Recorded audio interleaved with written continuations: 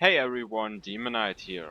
In this video I'm going to talk about Axton's synergy with the B shield and why he can get so much use out of it. So aside from Salvador and Krieg, every class has good synergy with the B, like shield boosts, multiplicative damage, critical hit damage or crowd control.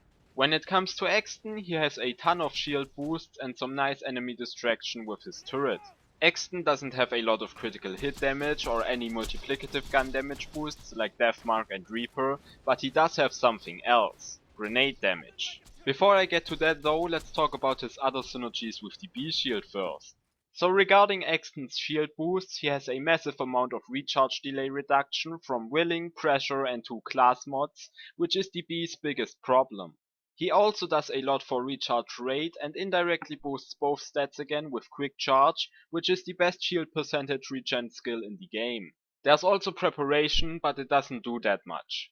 One of the class mods that comes with passive recharge rate and delay is the legendary Ranger, which also boosts Metal Storm, giving you a huge DPS boost with the B shield.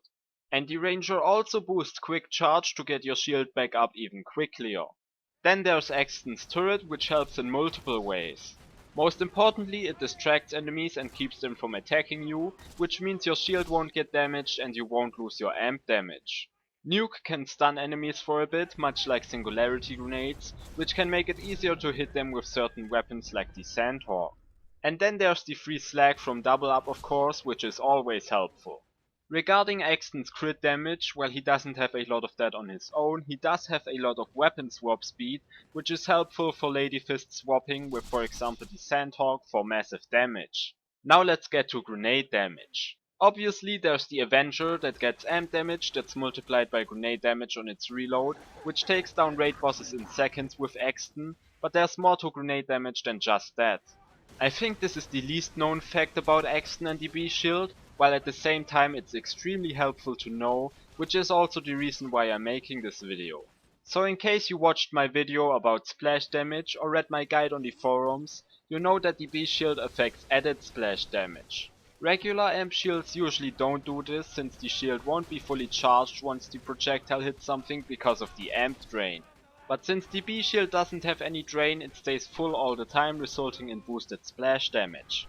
How much of the amp damage this splash receives is based on how high the added splash value is. So for example, a regular Mali 1 pistol will receive 1.8 times the amp damage in total, 100% for the projectile itself, and 80% for the splash damage, since the splash is 80% of the pistol's base damage. As you know, there are 3 types of splash damage, and for Axton the important one is grenade splash. With grenade damage, Axton can boost grenade splash damage, and because that is multiplicative it will also boost the amp damage of the splash. So for example, if you have plus 100% grenade damage, the Mali 1 pistol now receives 2.6 times the amp damage in total. This makes things like the Unkempt Herald combined with the B an extremely powerful playstyle for Axton. However, there is a certain weapon that massively benefits from Axton skills combined with the B, which is the Hail. Basically, the Hail does everything you would want for the B shield. It has an extremely fast fire rate, greatly increased critical hit damage, an unlisted projectile, matching elements, and splash damage, 80% grenade splash to be precise. The only downside the Hail has is that it can't reliably score critical hits on medium to long distances unless the enemy is really big, but for regular mobs that's not needed anyway. If you now take Axton's Gunner class mod into consideration, things get really broken really quickly. First of all, the Gunner has a passive fire rate buff and boosts Metal Storm for a large DPS increase. Then it also boosts Overload to greatly increase the Hail's magazine, which puts your consistent DPS through the roof. But most importantly, it also boosts Steady for extra grenade damage, which leaves you with a raid boss killing tool because you deal a ton of damage and can health gate like crazy, since the Hail is also a Moxie weapon of course. So while Maya may be the queen of bee hawking, Axton is the king of bee hailing. And yes, the Hail is up there with the Sandhawk and Lady Fist as being a top tier bee weapon on Axton. Given the right situation, it can even outperform those weapons in DPS. But aside from the Hail, other assault rifles are great with the B as well on Axton, like the Ogre or the Sawbar.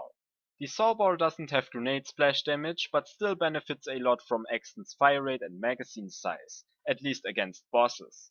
So all in all, I'd say Maya is the best B user in the game, but Axton deserves second place because of his grenade damage and general shield synergy. Gage would be third as she also does a lot for shields in general, but her anti-synergy with unlisted projectiles that aren't from the Fibber and her inability to reliably score crits with high energy stacks kinda pushes her away from those two a bit. Zero boosts amp damage a lot with various bonuses, but he only has one single skill that boosts shields. Anyway, as always, thanks for watching and see ya everyone.